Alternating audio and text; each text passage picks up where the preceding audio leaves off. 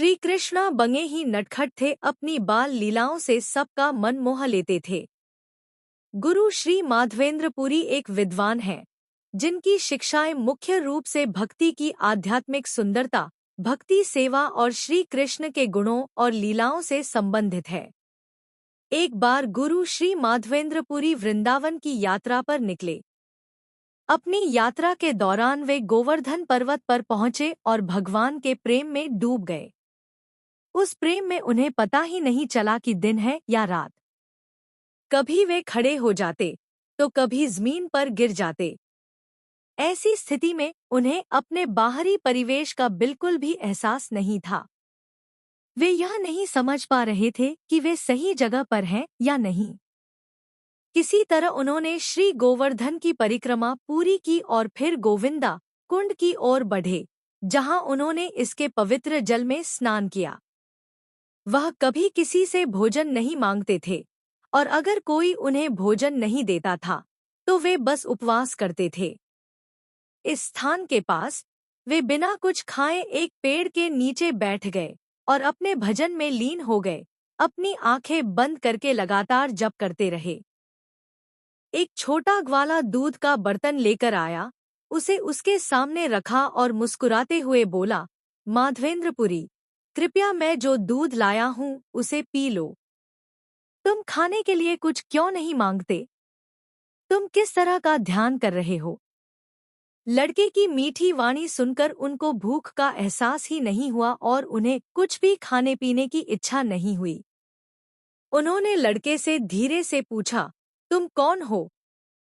तुम कहाँ रहते हो और तुम्हें कैसे पता चला कि मैं उपवास कर रहा हूँ?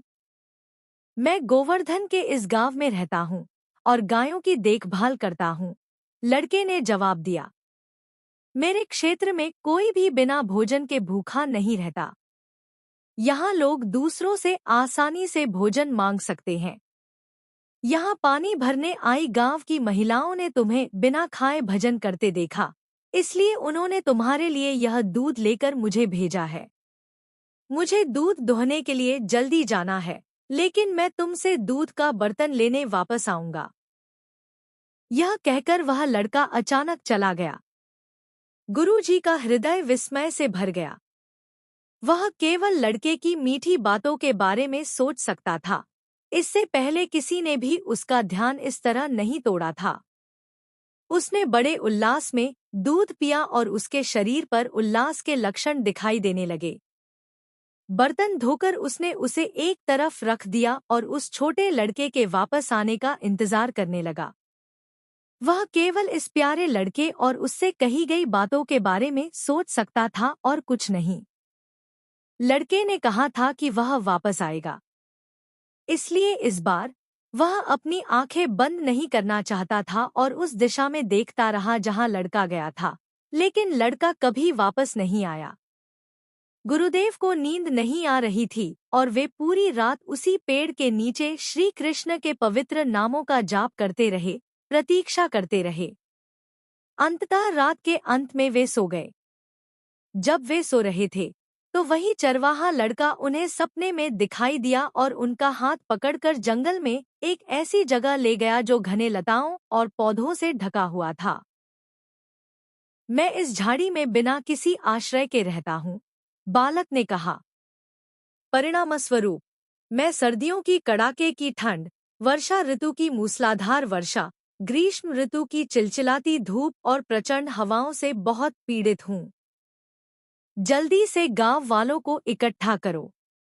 उन्हें मुझे इस झाड़ी से बाहर निकालने और पहाड़ी की चोटी पर बहुत अच्छे से स्थापित करने के लिए कहो। पहाड़ी पर एक मंदिर बनवाओ और वहां मेरी स्थापना करो।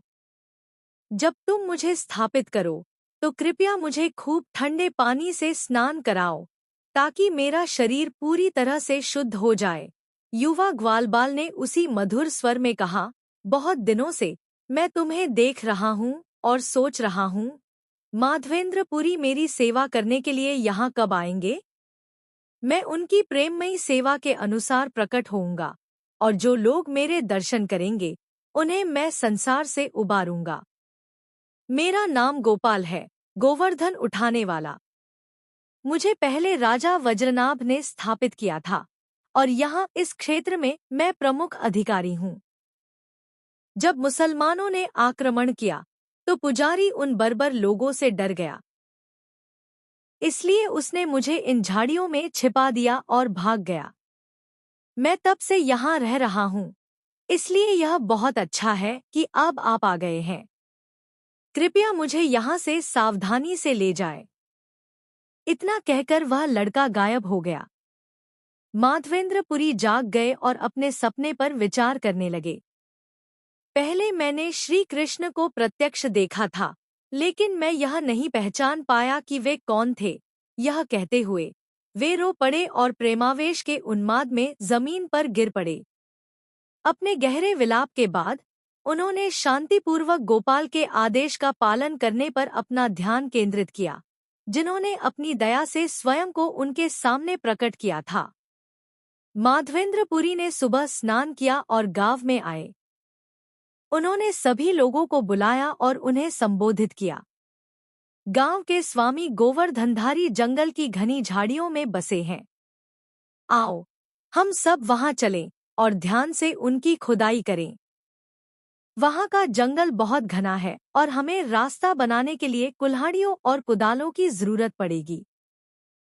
यह सुनकर सभी गांव वाले उत्साह से इकट्ठे हुए और खुशी खुशी माधवेंद्रपुरी के पीछे चल पड़े, जिन्होंने उन्हें घने जंगल में रास्ता साफ करने का निर्देश दिया। स्वप्न में बताए गए स्थान पर सावधानीपूर्वक खुदाई करने के बाद उन्हें अंततः श्री गोपाल जी मिले। वे अचंभित और प्रसन्न थे। उन्होंने गोपाल के देवता को देखा, जो पूरी तरह से मिट्टी और घास से ढका हुआ था। भगवान की मूर्ति इतनी भारी थी कि गांव वाले उन्हें उठा नहीं पाए। उन्हें धीरे से साफ करने के बाद माधवेंद्रपुरी सबसे ताकतवर लोगों के साथ भगवान को पहाड़ी की चोटी पर ले गए। भगवान को पत्थर के एक बड़े सिंहासन पर सावधानी से बिठाया गया। उन्हें सहारा देने के लिए पीछे एक और बड़ा पत्थर रखा गया था। गांव के सभी ब्राह्मण स्नान समारोह करने के लिए एकत्र हुए। गोविंदकुंड से 900 घड़े पानी लाया गया और छान लिया गया। सभी महिलाएं और बच्चे भी आए और गायन और नृत्य, संगीत, वाद्ययंत्र और बिगुल और ढोल की तेज आवाज के साथ एक बड़ा उत्सव मनाया गया। लोग चावल, दूध, दही, घी और कई अन्य सामग्री का अपना पूरा स्टॉक लेकर आए थे। खाद्य सामग्री इतनी अधिक थी कि पूरी पहाड़ी ढक गई थी। इतनी सारी मिठाइयाँ और अन्य व्यंजन थे कि उनका वर्णन करना मुश्किल है। गांव वाले बड़ी मात्रा में तुलसी के पत्ते, फूल और तरह तरह के वस्त्र भी लाए थे। पवित्र नाम के निरंतर जाप से सभी अशुभताएं दूर हो गईं। श्री माधवेंद्रपुरी ने स्वयं भगवान के स्नान समारोह की शुरुआत की। श्री गोपाल जी को बार बार सुगंधित तेल से प्यार से मालिश किया गया जब तक कि उनका शरीर बहुत चमकदार और चमचमाता नहीं हो गया। इसके बाद पंचगव्य और पंचामृत से और स्नान कराया गया। फिर 100 पानी के बर्तनों का उपयोग करके घी और पानी से महा स्नान किया गया। इसके बाद भगवान को फिर से सुगंधित तेल से मालिश किया गया और अंतिम स्नान समारोह शंख से सुगंधित जल और फूलों के साथ किया गया। भगवान के दिव्य शरीर को इस प्रकार साफ करके सुखाया गया। फिर उन्हें नए वस्त्र पहनाए गए। फिर उनके सुंदर स्वरूप पर चंदन, तुलसी के पत्ते और फूलों की मालाएं रखी गईं। भगवान को धूप, घी के दीपक, साथ ही दही, दूध और कई तरह की स्वादिष्ट मिठाइयों जैसे खाद्य पदार्थों की भरपूर मात्रा चढ़ाई गई। भोग आरती की गई। सभी ने श्री गोपाल के चरण कमलों में पूर्ण समर्पण कर दिया, प्रार्थना और दंडवत प्रणाम किया।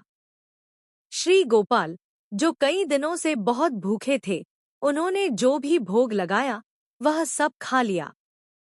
यद्यपि श्री गोपाल ने उन्हें अर्पित सभी खाद्य पदार्थ खा लिए, फिर भी उनके दिव्य स्पर्श से सारा भोजन वैसा ही रहा जैसा उनके हाथों के स्पर्श से पहले था।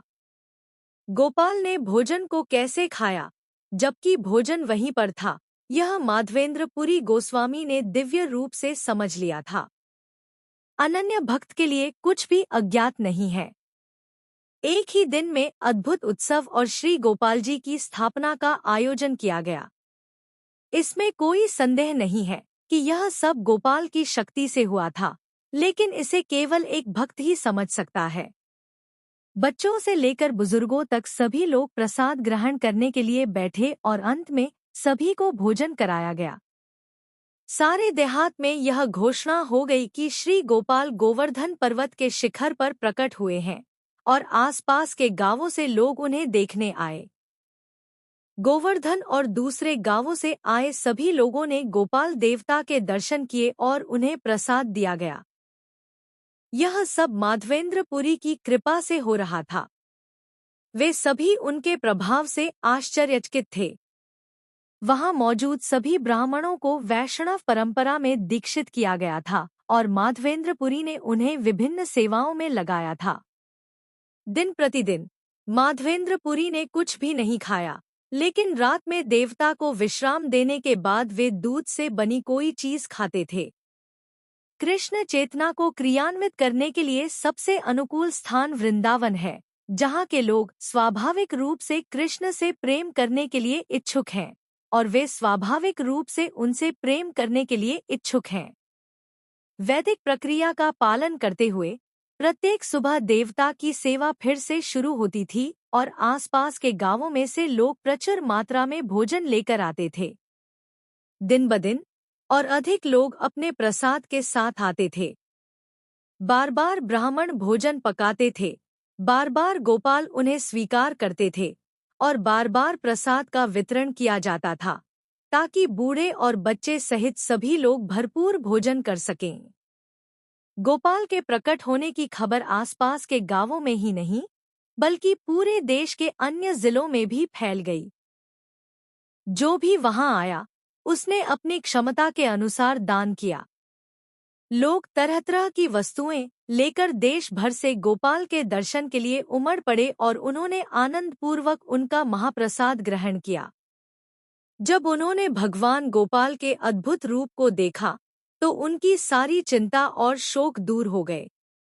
उनके बारे में कुछ महत्वपूर्ण तथ्य है। संसार भौतिक अस्तित्व के सागर में उलझना या विभिन्न शरीरों की पुनरावृत्ति है, जो इस भौतिक संसार में लगातार पीड़ा झेलते हैं। राजा वज्रनाभ श्री कृष्ण के परपोते, अनिरुद्ध के पुत्र और प्रद्युम्न के पौत्र थे। उन्होंने कई गांव बसाए और श्री राधा कृष्ण की विभिन्न लीलाओं के सटीक स्थानों पर कई देवताओं की स्थापना की।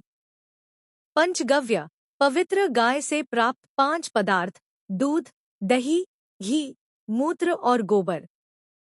पंचामृत, देवता को स्नान कराने के लिए इस्तेमाल किए जाने वाले 5 प्रकार के अमृत, दही, दूध, घी, शहद और शक्कर का पानी। महास्नान, विभिन्न सामग्रियों का उपयोग करके किया जाने वाला एक विस्तृत स्नान समारोह। इसके लिए देवता पर भारी मात्रा में जल डाला जाता है। भक्त की सच्ची भक्ति के लिए भगवान को आना ही पड़ता है। इसीलिए कहते हैं कि भक्त के वश में है भगवान। जय गोपाल। यदि आपको वीडियो पसंद आए तो चैनल को सपोर्ट करें, लाइक, शेयर और सब्सक्राइब करें। धन्यवाद।